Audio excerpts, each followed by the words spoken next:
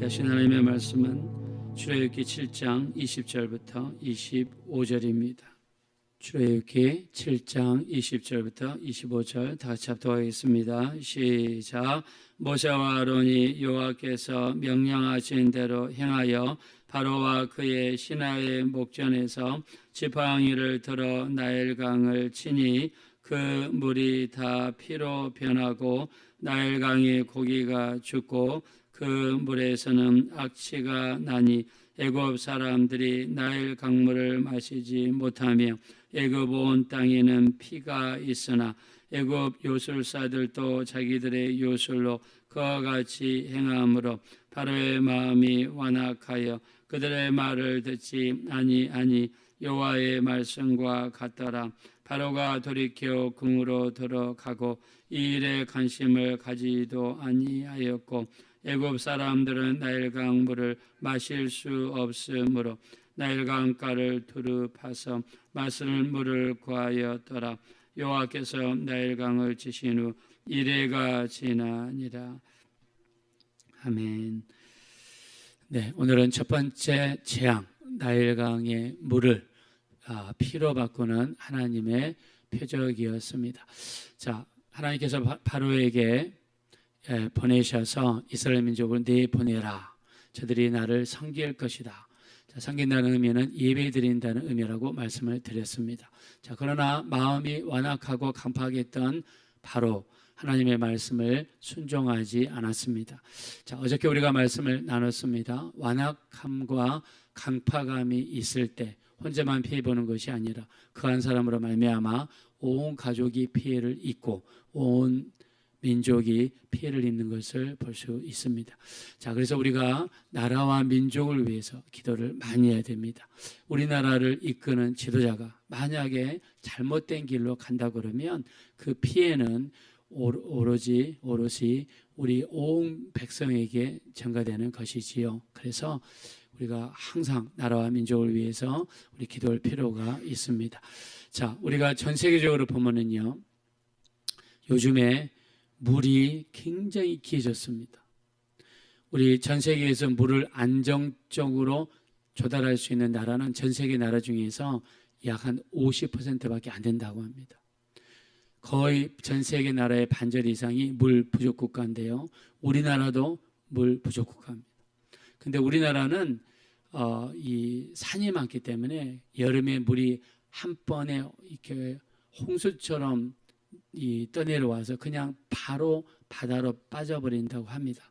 그래서 이 산이 많아서 물이 바다로 직접 빠져버리기 때문에 늘 강이 메말라 있습니다.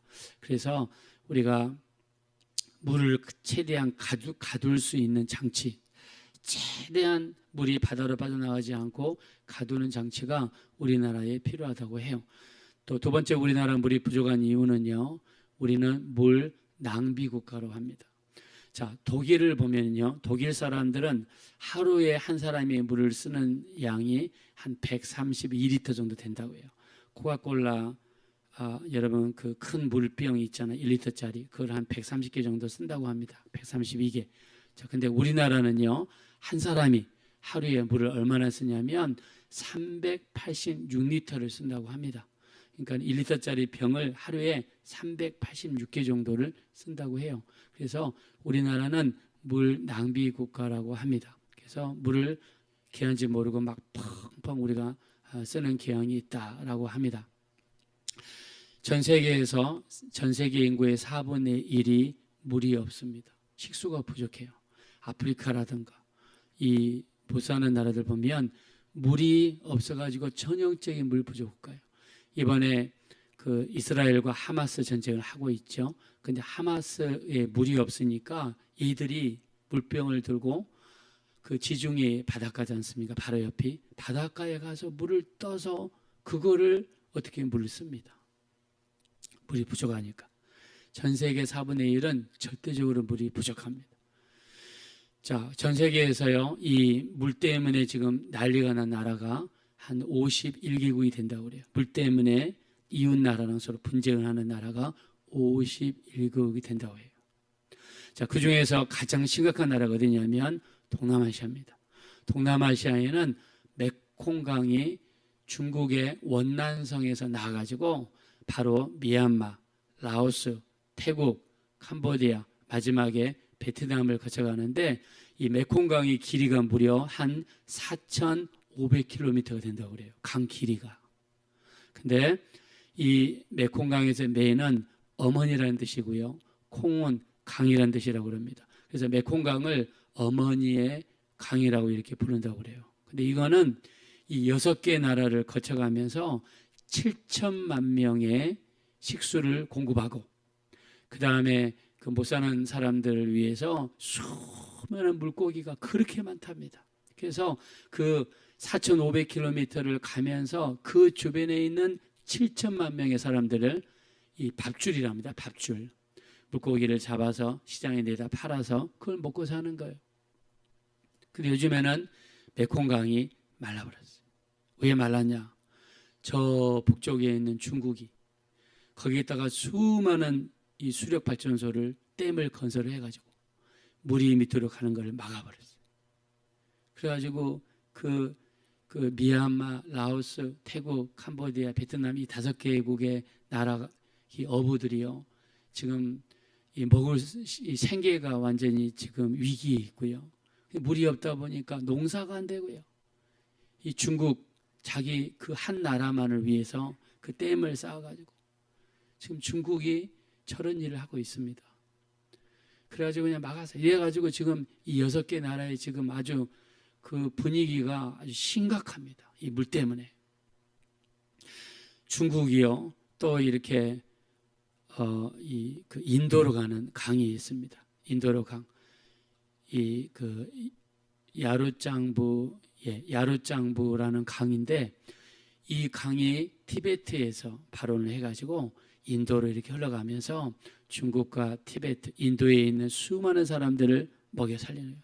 근데 중국이 또 이거를 막아버렸어요. 저는 중국이 자기들이 대국이라면 진짜 대범하게 사람들에게 자비를 베풀면 얼마나 좋아하겠습니까? 근데 저런 어떤 세상적으로 짓거리를 지금 하고 있습니다. 자, 이렇게 물 때문에 지금 난리예요. 물 때문에 난리. 우리나라도 물 때문에 지금 물 부족 국가인데, 자, 우리 지금 현재만 이러는 게 아니라 옛날에도 마찬가지. 옛날에도 나일강은요. 나일강은 이집트 애굽에 있는 사람들이 애굽의 아버지다 또는 애굽의 구세주다 이렇게 불렀다고 합니다. 왜냐하면 나일강이 쫙 북쪽에 있는 이 아프리카에서부터 발원을 해가지고 그 5,000km 이상의 그 길을 가면서 나일강이 흘러가요. 그런데 애굽은 이 중동 지방에서 덥지 않습니까? 그 뜨거운 햇빛이 나일강에다 이렇게 쏟아지면은요 물이 증발을 한다고 합니다. 근데 그 나일강이 워낙 길다 보니까 그 증발하는 양이 너무 많아가지고 위에 올라가서 수증기와 구름을 이룬 다음에 그 나일강 주변에 비로 이렇게 쏟아지면서 중동 지방이고 그 옆에는 사막이고 또 이런 지역이지만 얼마나 많은 수증기가 올라가서 비가 돼서 쏟아져가지고 나일강 주변에는요 농사가 그렇게 잘 된다고 합니다. 농사가. 그래서 삼각주 지역에는요 농사가 아주 잘 된다고 그래요. 채소도 잘 되고 과일도 잘 되고 농사가 그렇게 잘 된대요. 그래서 우리가 앞에서 성경을 계속 읽어봤지만 요셉 때 전 중동 지방에 흉년이 들어서 식량이 다 사라졌잖아요. 그때 어디로 식량을 구하러 왔습니까? 애굽으로 식량을 구하러 왔잖아요. 그 정도로 아무리 7년 동안의 흉년이 닥친다고 해도 끄덕하지 않는 그런 나라, 이 바로 애굽입니다. 그 근간을 이루는 게 뭐냐면 나일강이에요. 그래서 애굽에 있는 사람들은 나일강을 이 애굽의 아버지다, 그 다음에 애굽의 구원자다 그러면서 나일강을 다스리는 신이 두 신이 있습니다. 하나는 남신이고 하나는 여신입니다. 남자 신은 크롬이라고 그러고요, 여자 신은 하피라고 그러는데, 자, 이 두 신이 나일강을 딱 양쪽에 서서 나일강을 지배하고 나일강의 풍요를 갖다주고 물고기들이 잘 되게 하고 주변에 농사가 잘 되고 과일과 채소가 잘 되게 하는 이거를 주장하고 간장하는 신이 바로 크롬과 하피라고 하는 남자신, 여자신이라는 거예요. 하나님께서는 이 자기들의 생명의 젖줄이라 일컫는 나일강에 모세를 보내셔서 크롬과 하피가 다스린다고 하는 그 나일강에 보내셔서 하나님께서 지팡이로 쳐라라고 했을 때 어떻게 했습니까? 그 나일강이 자기들이 생명의 적줄이라고 부르고 자기들이 신이 지켜준다고 하는 그 나일강이 온 그 5,000km 이상 되는 그 나일강이 핏빛으로 변하는 이런 역사가 일어났습니다. 그 피해가 얼마나 컸던지 성경은 자세히 기록합니다. 자, 우리 성경 말씀으로 돌아가겠습니다. 20절, 21절입니다. 자, 20절, 21절 다 같이 읽겠습니다. 시작. 모세와 아론이 여호와께서 명령하신 대로 행하여 바로와 그의 신하의 목전에서 지팡이를 들어 나일강을 치니 그 물이 다 피로 변하고 나일강의 고기가 죽고 그 물에서는 악취가 나니 애굽 사람들이 나일강 물을 마시지 못하며 애굽 온 땅에는 피가 있으나. 네, 보세요. 그 긴 게 나일강이 핏빛으로 변했어요. 이게 누구의 능력입니까? 하나님의 능력이 되시는 줄로 믿습니다. 자, 그러니까 피로 변하니까 어떻게 되겠어요? 거기 보니까는 첫째 고기가 죽었어요. 물고기가. 물에서는 그 물고기가 죽으니까 여러분 물고기가 그것들이 굉장히 빨리 부패합니다. 냄새가 아주 진동합니다. 물고기가 썩으면 그 긴 강에 물고기가 썩었으니 온 나라가 악취가 진동하지 않겠습니까, 여러분? 그리고 그 물을 그동안에 마셨는데 물을 마시지 못한 거예요. 니네 신들이 지켜준다며 한번 니네 신이 지켜주나 봐라. 그 애굽이 나일강을 지켜준다고 하는 이 신을 하나님께서 심판하신 거죠. 그 신을 심판하는 겁니다. 니네가 믿는 그 신이 너희를 지켜주나 봐라. 너희 신은 어디에 있느냐? 너희 신이 너희를 지켜줄 수 있는 줄 아느냐? 하나님의 전능하심을 나일강의 심판을 통해서 하나님이 보여주셨다라고 믿습니다. 자, 이 나일강의 심판을 통해서 아마 바로는 큰 충격을 받았을 거예요. 근데 이 요술사들이 뭐 물을 피로 바뀌었다고 그러는데 그냥 색깔만 바뀌는 거죠. 잠깐 색깔만 바뀌는 이 사람의 눈을 속이는 눈속임입니다. 눈속임. 여기에 뭐 이 사람들이 물을 피로 만들 수 있는 창조의 능력이 있어서 이 애굽의 요술사들이 바꾼 것이 아닙니다. 모든 마술이나 요술은 눈속임. 바로는 아마 깜짝 놀랐을 거예요. 이스라엘 백성들도 이스라엘의 신이 이렇게 이 온 강을 핏빛으로 묻을 정도로 아마 깜짝 놀랐을 것입니다. 우리 하나님은 지금도 살아계셔서 인간이 눈으로 본 적이 없고 귀로 들어본 적이 없고 마음으로 생각해 보지 않는 역사를 지금도 이루어 계시다라고 믿습니다. 하나님 이런 역사를 이루셨어요. 자, 근데요, 모세가 하나님의 부르심을 받고, 모세는 어떤 사람입니까? 율법의 대명사죠. 하나님의 부르심을 받아 첫 번째 행한 표적이 뭐예요? 물을 피로 만드는 재앙이었습니다. 자, 근데 모세의 이런 표적은 아주 극단적으로 대조되는 한 표적이 있습니다. 요한복음 2장 1절부터 11절에 보면 예수님께서 갈릴리 가나에 가셨습니다. 3일째 되신 날이었어요. 자, 이스라엘은 보통 이 결혼을 일주일 동안 이 잔치를 합니다. 자, 3일째 되던 날 포도주가 떨어졌습니다. 그때 예수님이 공생애를 시작하시고 예수님이 3년 공생애를 시작하시고 첫 번째 표적을 행한 장소가 호인잔치였고 거기서 행한 표적이 무엇입니까? 물을 포도주로 바꿔주셔서 호인잔치의 기쁨을 더해주시고 그리고 신랑 신부에게 축복하시고 그리고 모든 사람들에게 즐거움과 기쁨을 주시는 그 표적을 행하셨습니다. 우리 예수님은 복음의 대명사입니다. 예수님께서 행하신 표적은 재앙의 표적이 아니라 물을 포도주로 바꾸셔서 기쁨과 즐거움을 주시고 축복하시는 표적을 베풀어 주셨습니다. 우리 주님이 우리 가운데 행하시는 표적은 이겁니다. 우리에게 주님은 생명을 주시고 우리 삶 속에 기쁨을 주시고 우리에게 있는 모든 질병과 문제와 가난과 어려움을 물리치게 만들어 주셔서 우리를 더욱더 잘되게 하시고 우리를 소망의 항구로 인도하시는 분이 우리 주님이 되시는 줄로 믿습니다. 자, 우리가 이 예수님의 제자 중에서 요한과 야고보 있죠. 자, 예수님이 이름을 이렇게 붙여주실 때 요한과 야고보에게는 이름을 뭐라고 그랬습니까? 그들은 성격이 너무 급하고 그 다음에 다른 사람 이 화를 많이 내고 그래서 번개의 아들이다, 우리의 아들이다, 이렇게 그런 의미에서 이름을 붙여줬습니다.